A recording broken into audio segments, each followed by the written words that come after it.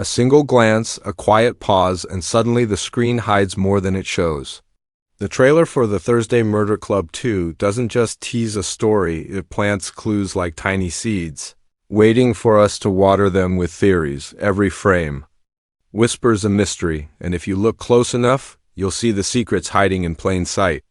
Let's start peeling back the layers. The first film, The Thursday Murder Club, introduced us to an unusual group of retirees living in a peaceful village community. On the surface, they seemed like ordinary people filling their days with tea, crosswords, and casual chatter.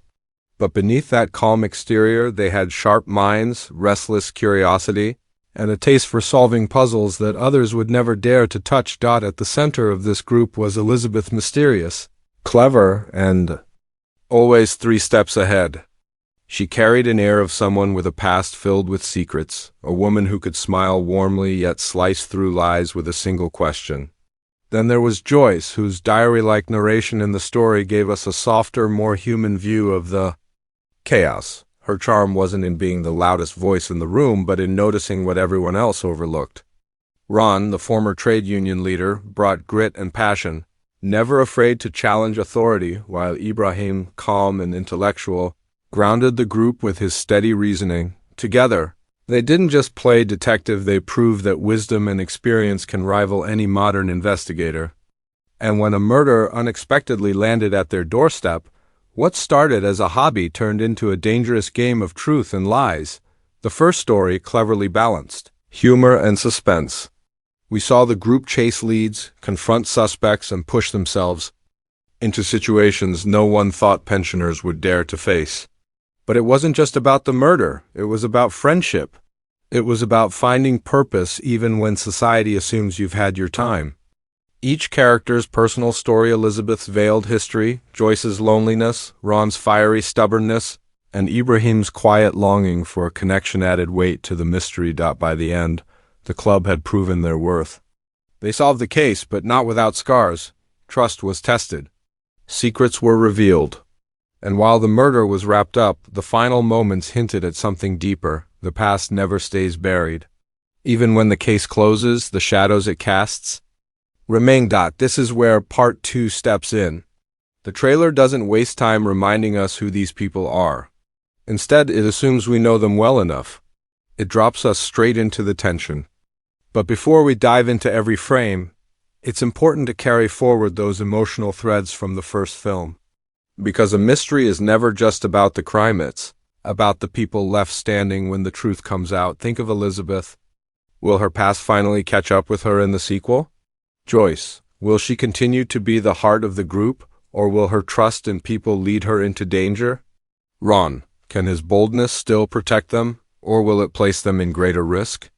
And Ibrahim, does his quiet reasoning stand strong, or will it be shaken this time? These lingering questions from Part 1 are exactly what make the trailer for the Thursday Murder Club 2 so intriguing. It doesn't just promise another murder, it promises consequences. It promises that the choices made in the first story will echo into the second. And that's why, when we break down the trailer, every glance, every subtle detail, and every shot of hesitation might carry more weight than it seems. Asterisk. The trailer for the Thursday Murder Club 2 wastes no time setting its tone. From the very first frame, we are reminded that this is not just another cozy crime drama, it's a story that blends wit, warmth, and danger into one irresistible mix. The pacing feels tighter than the first film, as if the stakes have been raised.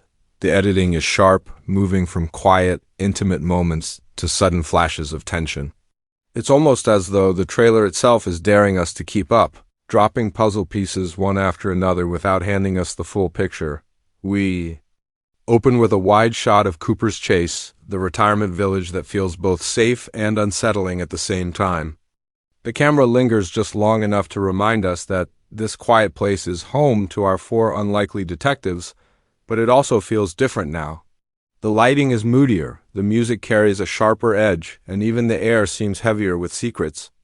This is not the same club we first met. It's a club that has already tasted danger and is bracing itself for more. Then come the faces. Elizabeth appears first, calm but unreadable. Her expression isn't one of relief after their past victory, but of anticipation, as though she knows the next storm is already here.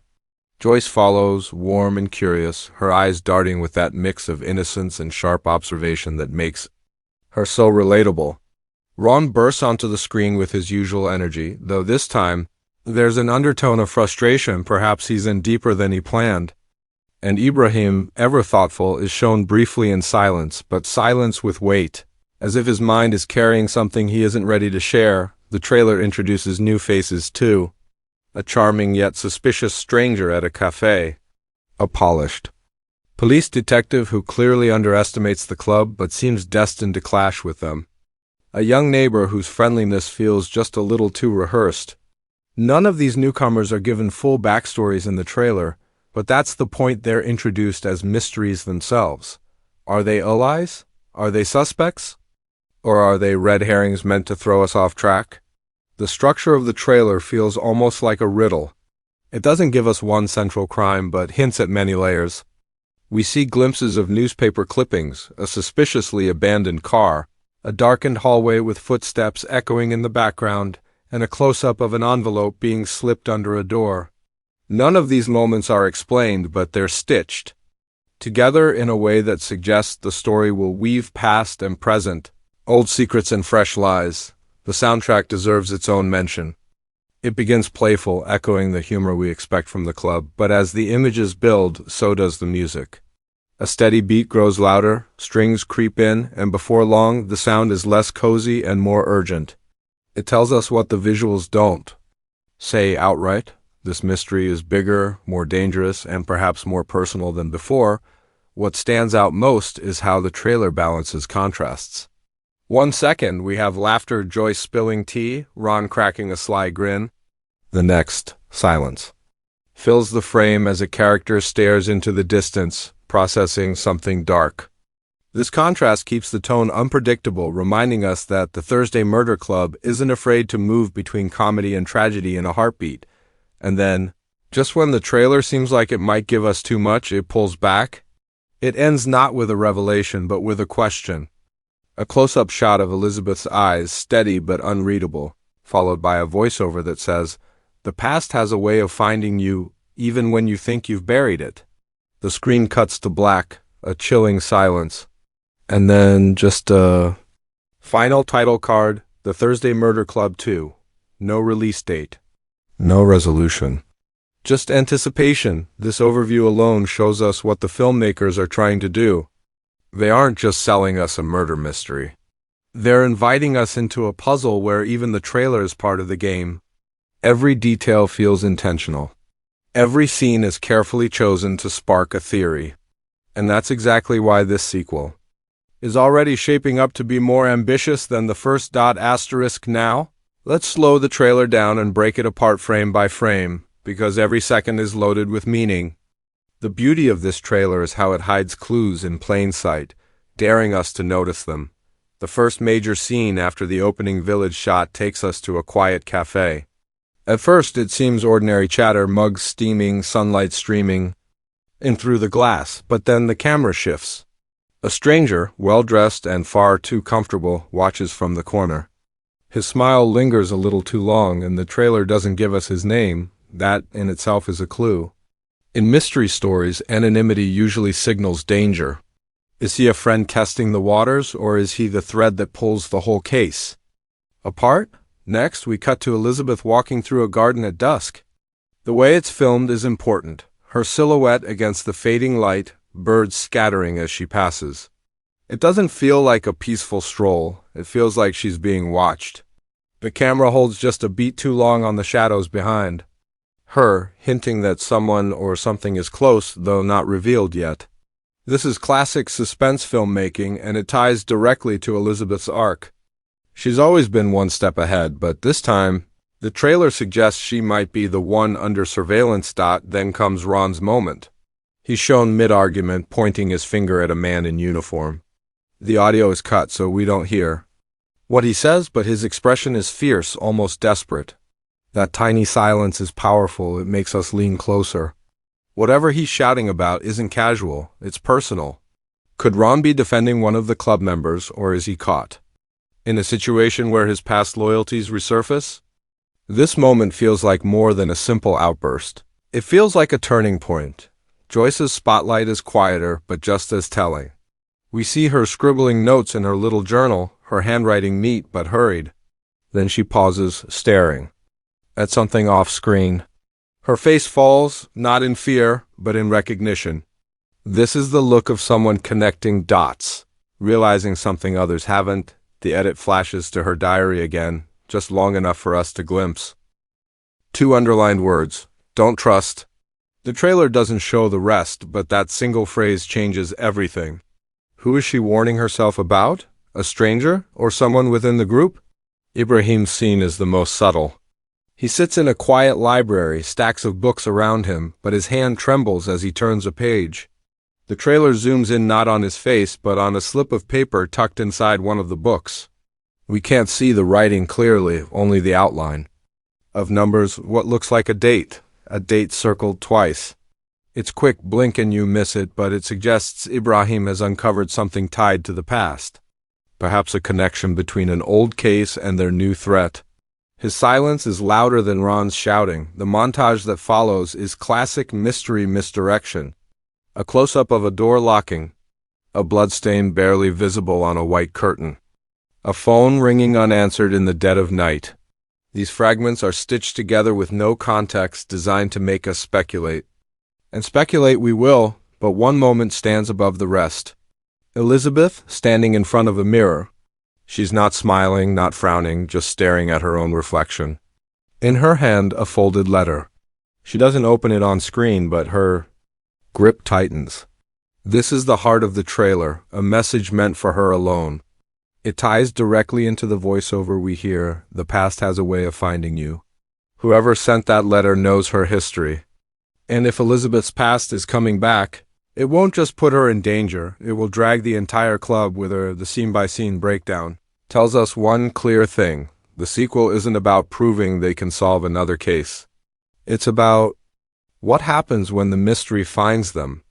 Every glance, every pause, every hidden detail points to a story where the hunters may become the hunted. And that's exactly why this trailer works so well. It doesn't give us answers. It hands us breadcrumbs. Enough to spark theories, but not enough to solve the puzzle. Which means, as fans, we're left to do what the Thursday Murder Club does best: piece together the clues before the truth finally arrives. Asterisk. If the first film was about proving themselves, then the sequel seems to be about testing themselves. Each member of the Thursday Murder Club carries not just a role in the group, but also a shadow of their own past. The trailer cleverly hints that these personal stories will collide with the new mystery, and maybe even with one another. Let's explore what each arc could mean and what theories the clues point toward. Elizabeth, the strategist with unfinished business. Elizabeth has always been the heart of the club's sharpness. Her ability to anticipate, manipulate, and guide conversations made her almost untouchable in part 1, but the sequel suggests that her past may not stay buried. That lingering mirror shot, her hand clutching a folded letter, screams of history. Resurfacing. Theories are already circling. Could someone from her former intelligence career be back, holding a grudge? Or has she been keeping a secret even from her closest friends? If the letter holds a confession, a blackmail threat, or a name tied to an unsolved case, Elizabeth's greatest challenge may not be solving the puzzle, but admitting the truth about herself. The club has always leaned on her strength, but what happens if she falters? Joyce. The heart that might break the hardest Joyce is the soul of the story. Through her warm observations and diary-like insights, she connects us emotionally to the chaos. In the trailer, her scene of writing "Don't trust" in her journal shifts her role. Could Joyce, the one who often believes in the best of people, be the first to sense betrayal? Theories suggest Joyce might become entangled with one of the new characters, possibly the charming cafe stranger. If she lets her guard down, her instincts could either save the club or place her in direct danger. A painful twist would be Joyce realizing too late that her kindness has been weaponized against her. Ron, the protector on shaky ground. Ron's fiery temper and working-class grit made him the fighter of the group. But his heated argument with a uniformed man in the trailer hints at deeper stakes. Could Ron be clashing with the police because of a personal connection to the case? Maybe someone from his past, a comrade, a family member, or even an old rival is caught in the crossfire. A popular theory is that Ron's protective nature could blind him to the truth, causing a dangerous rift between him and the rest of the club.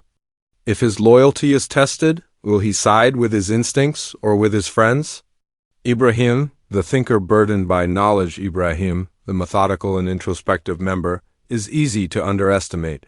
His quietness hides a razor-sharp mind. The trailer shows him in the library, his hand trembling as he discovers a date scribbled on hidden paper. Why the tremble?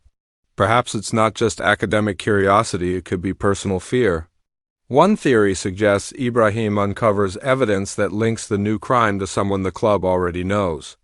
If true, he may wrestle with whether to reveal the information or protect those around him from the truth.